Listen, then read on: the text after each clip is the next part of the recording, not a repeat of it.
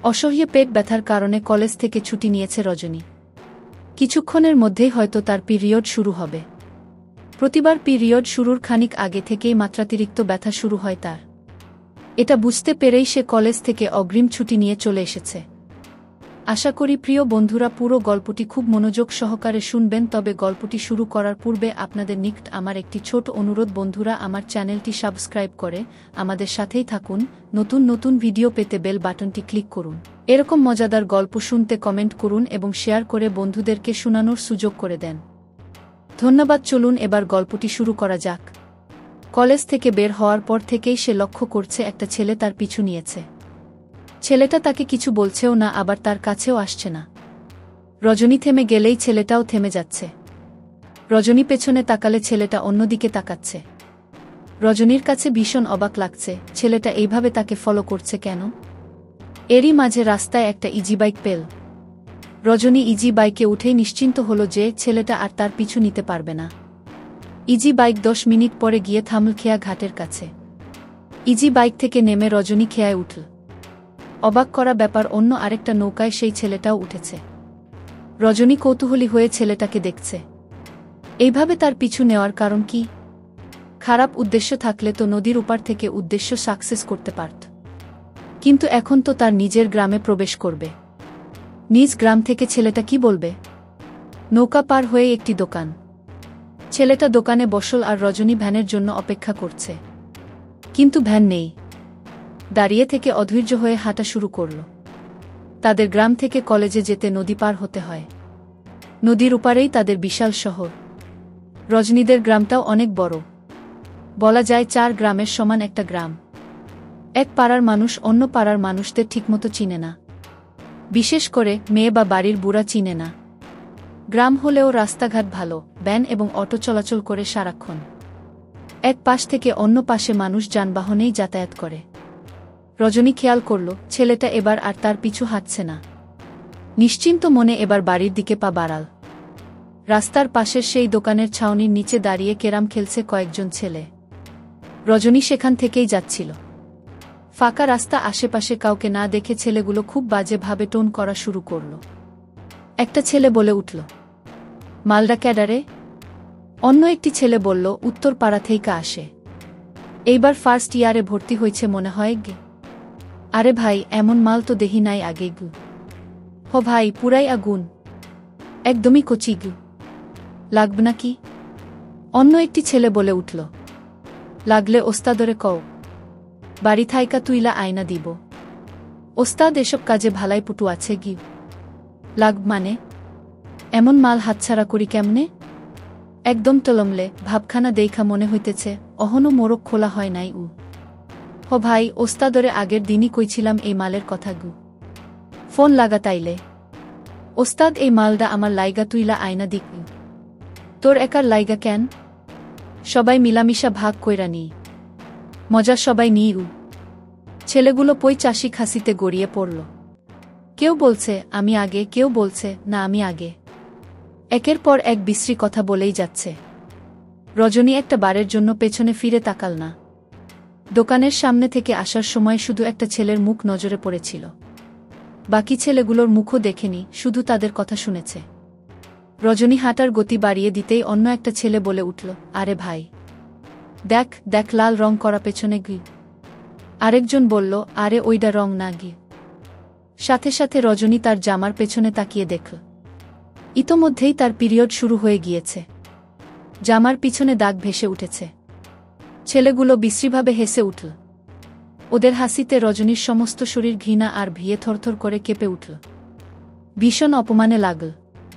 তার আত্মসম্মানে এমনভাবে আঘাত লাগল, ভেতর থেকে বাঁধভাঙা কান্না উপচে এসে পড়ছে। একটা মেয়ের জীবনের সব থেকে আত্মসম্মানে লাগা কথাগুলো আজ সে শুনেছে। মেয়েরা কতটা আনসেফ তার নিজের দেশে। মেয়েদের ফাঁকা রাস্তায় পেলে ছেলেরা ভোগের বস্তু মনে করে এইভাবে উপহাস করে। রজনী বুঝতে পারল এই মুহূর্তে তার জীবনের সব থেকে বড় অঘটন ঘটতে চলেছে। আশেপাশেও কেউ নেই সাহায্য করার জন্য। মাথাটা ভনভন করে ঘুরছে। তার বাবা বারবার বলে দিয়েছিলেন সে যেন এদিক দিয়ে একা আসা যাওয়া না করে। এ পাড়ার ছেলেগুলো খুব একটা ভালো নয়। প্রয়োজনে সারাদিন দাঁড়িয়ে থাকবে, তবুও যেন একা না আসে। বাবা তাহলে মিথ্যা বলেননি? ভয়ে রজনী আল্লাহকে ডাকছে আর মনে মনে দোয়া ইউনুস পড়ছে। এই মুহূর্তে কেউ যেন ফেরেশতার মতো আসে আর তাকে এই ছেলেগুলোর হাত থেকে রক্ষা করে। বুকের ভেতর কেমন হাতুড়ি দিয়ে বাড়ি দেওয়ার মতো হচ্ছে।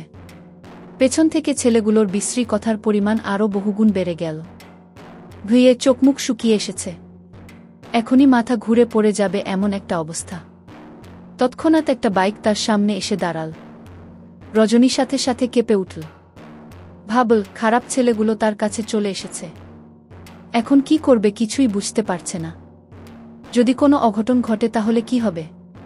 চোখ দুটো পানিতে টলমল করে উঠল। আর মন শক্ত করল, আজ যদি তার কোনো সর্বনাশ হয় তাহলে সে আজ চুপচাপ মেনে নেবে না। একটা খুন করে প্রয়োজনে সে নিজে খুন হবে।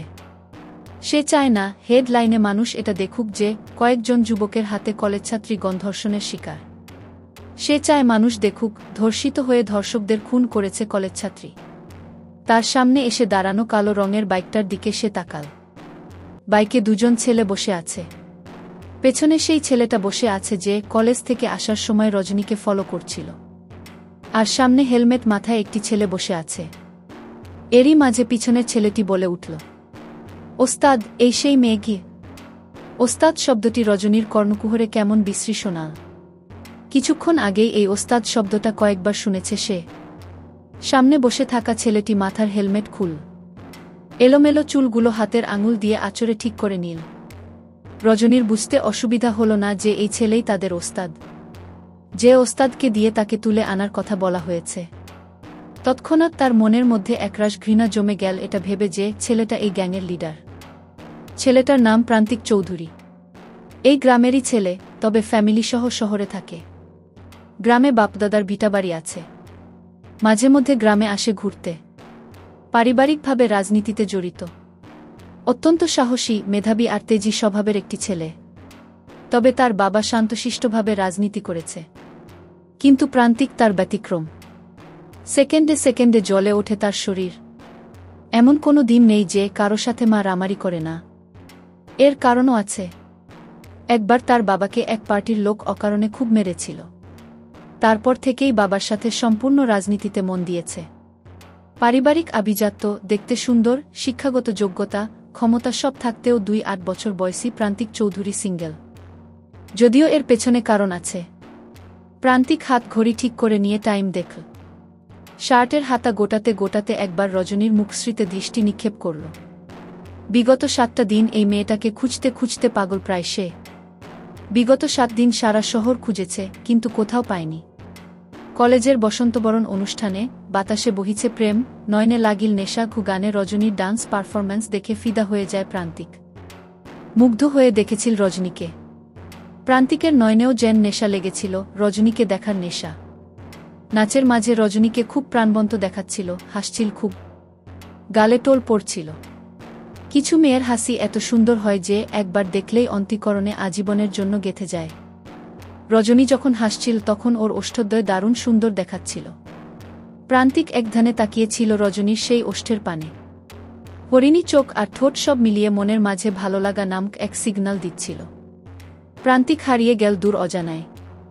একটা মেয়ের হাসি তাকে এলোমেলো করে দিল। লাস্ট 7 দিন ঘুম হয়নি তার। হন্যে হয়ে খুঁজেছে। মেয়েটির সুন্দর ঠোঁট দুটো সেকেন্ডে ভেসে উঠছিল তার অক্ষিপ্টে। যে ছেলের ধারণা ছিল এই পৃথিবীতে এমন কোনো মেয়ের জন্ম হয়নি যাকে সে ভালোবাসতে পারে, সেই ছেলেই এক মুহূর্তে প্রেম নামক ভয়ানক অসুখের অতলান্ততায় হারিয়ে গেল। বিগত 7 দিনে কেউ সন্ধান দিতে পারেনি মেয়েটির। এইভাবে যে মেয়েটিকে এখানে খুঁজে পাবে প্রান্তিক ভাবতেও পারেনি। ওষ্ঠকোণায় মৃদু হাসি ঝুলিয়ে দুলক পানে দৃষ্টি রেখে অস্ফুটস্বরে বলল, থ্যাঙ্কস। যেন এক জীবনের সর্বশ্রেষ্ঠ জিনিসটা সে খুঁজে পেয়েছে। ওষ্ঠ জুড়ে সেই হাসি অব্যাহত রেখে রজনীর মুখশ্রীতে দৃষ্টি দিল। রজনীর দিকে তাকিয়ে ভয়ে প্রান্তিকের অন্তঃকরণে কেমন কাঁপুনি দিয়ে উঠল। এই প্রথমবার ভয়ে নামক কিছু প্রান্তিকের আত্মাকে কাঁপিয়ে তুলল। রজনীর চোখে মুখে স্পষ্ট ঘৃণার চাহনি দেখতে পেল।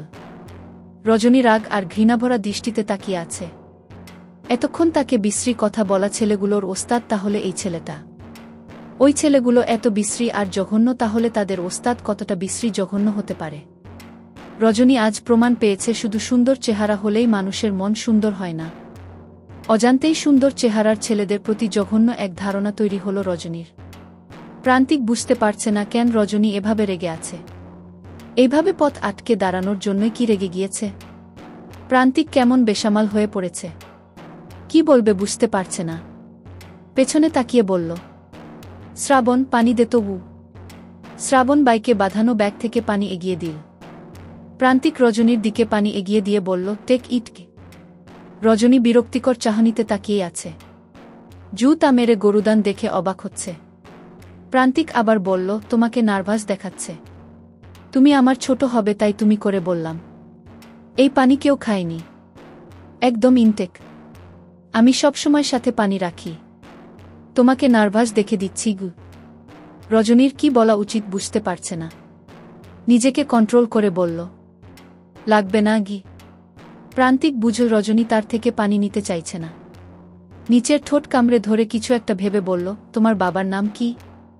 রজনী সন্দিহানভাবে প্রশ্ন ছুড়ে দিল, কেন? আমিও এই গ্রামেরই ছেলে তাই জানতে চাইছি গু। ওহ গু, তোমার বাবার নাম? কে? কেন? ভয় পাচ্ছ কেন? আমি তোমার কোনো ক্ষতি করব না। আমার লাগবে তাই জানতে চাইছি গু। কেন লাগবে? আচ্ছা তোমার নাম কি? কি করবেন? প্রান্তিক এবার ঠোঁটে দুষ্টু হাসি টেনে বলল, শ্বশুরবাড়ি বানাব। তোমার বাবার জামাই এর তো রাইট আছে তার শ্বশুর আর শ্বশুরের মেয়ের নাম জানার, তাই না? রজনীর এই ছেলেটার সাথে কথা বলতেও ঘৃণা করছে। শুধু মানসম্মান বাঁচানোর জন্য ভয়ে ভয়ে কথা বলছে। প্রান্তিক বুঝতে পারছে রজনী ক্রোধান্বিত। চোখমুখে রাগ আর ঘৃণা উপচে পড়ছে, কিন্তু ভয় পাচ্ছে বলে তাকে সহ্য করছে। প্রান্তিক অত্যন্ত মেধাবী ছেলের সাথে বিচক্ষণ। কেউ তার সাথে কেমন ভঙ্গিতে কথা বলছে চোখ দেখেই বলে দিতে পারে। রজনীর দিকে শান্ত চোখে তাকিয়ে বলল, তুমি কি কোনো কারণে আমার উপর বিরক্ত? আমি কি ডিস্টার্ব করছি তোমাকে? না গি। এই কথাটা মনের বিরুদ্ধে বললে। এই বিরক্তির কারণ খুঁজে বের করতে প্রান্তিক চৌধুরীর 2 মিনিটও লাগবে না গে। আমি কি যেতে পারি? অফ কোর্স, বাট নামটা বলতে হবে। নাম বললেই যেতে পারবে গু। রজনী আমার নাম গু। ওয়াও, মাই ফেভারিট ফ্লাওয়ার রজনীগন্ধা। রজনী সেখান থেকে হাঁটা দিল। প্রান্তিক ডেকে বলল, এই যে রজনীগন্ধা, এত পথ হেঁটে যাবে কিভাবে? রজনী পেছনে তাকাল না। প্রান্তিক শ্রাবণকে বলল, বাইক নিয়ে যা, ইজি বাইক ডেকে নিয়ে আয়। শ্রাবণ চলে গেল। প্রান্তিক রজনীর জামার পেছন খেয়াল করল। গায়ের শার্ট খুলে রজনীর সামনে গিয়ে দাঁড়াল। রজনী আতঙ্কে কেঁপে উঠল শার্ট খোলা দেখে। শার্টের নিচে সাদা গেঞ্জিও আছে। প্রান্তিকের দৃষ্টি রজনীর ঠোঁটের দিকে নিবদ্ধ। রজনী বুঝতে পারল প্রান্তিক তার ঠোঁটের দিকেই তাকিয়ে আছে। এবার প্রান্তিক হেসে দিয়ে বলল, এত ভয়? কখনো ভয় দেখছি, কখনো রাগ, কখনো ঘৃণা, বাট হুয়াই? বলেই শার্টটা রজনীর পেছনে বেঁধে দিল। রজনী এই ঘটনার জন্য একদম প্রস্তুত ছিল না। সে ভেবেছিল অন্য কিছু। রজনী বিস্ময়বোধনে দেখছে প্রান্তিকের ভালো সাজার অভিনয়। কতগুলো নোংরা জানোয়ার পেলে রেখেছে। তাকে বিছানায় নিতে যারা জঘন্য কথা বলছে এবং যার সাহায্যে বিছানায় নেবে তার এমন নারীদের প্রতি মারাত্মক রেসপেক্টটা রজনীর কাছে আরও জঘন্য লাগছে। সত্যি বলতে এসব সে হজম করতে পারছে না। থুথু ছুঁড়ে মারতে ইচ্ছা করছে।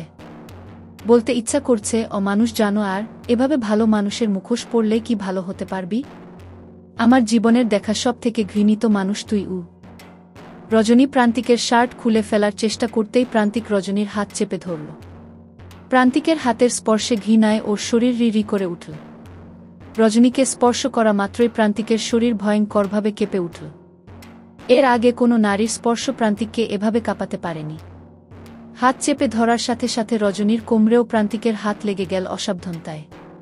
ভয়ানক এক অনুভূতির সৃষ্টি হল। একটা মেয়ের স্পর্শ এত ভয়ানক হতে পারে। রজনী তড়িৎ গতিতে সরে দাঁড়াল। প্রান্তিক বুঝতে পারল তার স্পর্শ মেয়েটা ভালোভাবে নেয়নি। এটা ভেবেই প্রান্তিক মনে মনে শান্তি বোধ করল।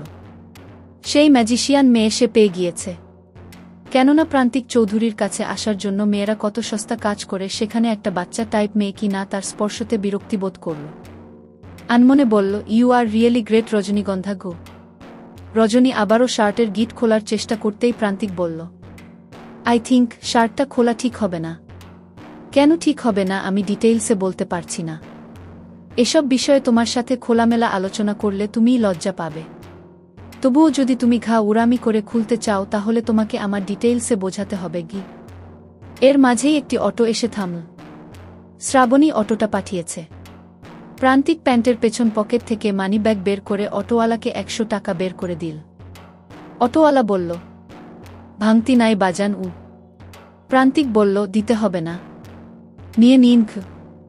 অটোওয়ালার চোখমুখ আনন্দে চকচক করে উঠল। 15 টাকার পথ 100 টাকা পেলে কে না খুশি হয়। রজনী চুপচাপ দাঁড়িয়ে দেখছে আর ভাবছে মানুষ এত ওভার অ্যাক্টিং কিভাবে করে। শেষমেশ এই ছেলের ঠিক করা অটোতে উঠতে হবে। এই মুহূর্তে তার না উঠেও উপায় নেই। চুপচাপ অটোতে উঠে গেল। রজনী অটোতে উঠে চলে গেলে শ্রাবণ চলে এলো। শ্রাবণ এসে বলল, ভাই ভাবি চলে গিয়েছে। প্রান্তিকের মুখাবয়ব এবার কঠিন রূপ ধারণ করল। গায়ে সাদা রঙের গেঞ্জি। গেঞ্জি টেনে ঠিকঠাক করে বলল, সিগারেট আর লাইটার দে শ্রাবণগু। শ্রাবণ লাইটার আর সিগারেট এগিয়ে দিল। প্রান্তিক সিগারেট জ্বালাল। নাক দিয়ে গলগল করে ধোঁয়া ছেড়ে হুঙ্কার দিয়ে বলল, রজনীফুল আমার উপর এত ক্রোধান্বিত কেন? ভাই এটাই তো বুঝলাম না। দেখে মনে হলো অনেক আগে থেকেই চিনে আপনাকে, যেন এক জন্মের শত্রুতা। চোখে মুখে আপনার উপর বিষাক্ত কিছু দেখলাম গ। রজনীফুলের আমার প্রতি এমন ধারণা হওয়ার কারণ কি? রজনীফুলে তো কাটা নেই, আছে শুধু সুবাস। আমি রজনীফুলের সুবাস চাই, এমন কাটা নয়।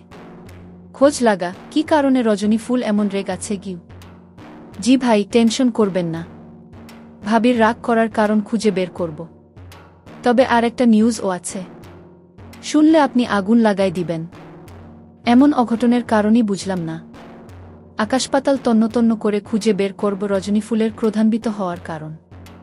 সেই কারণ খুঁজে বের করে আমি দুনিয়া থেকে ভ্যানিশ করে দেব সেই কারণ, যে কারণে রজনীগন্ধা রাগ করে।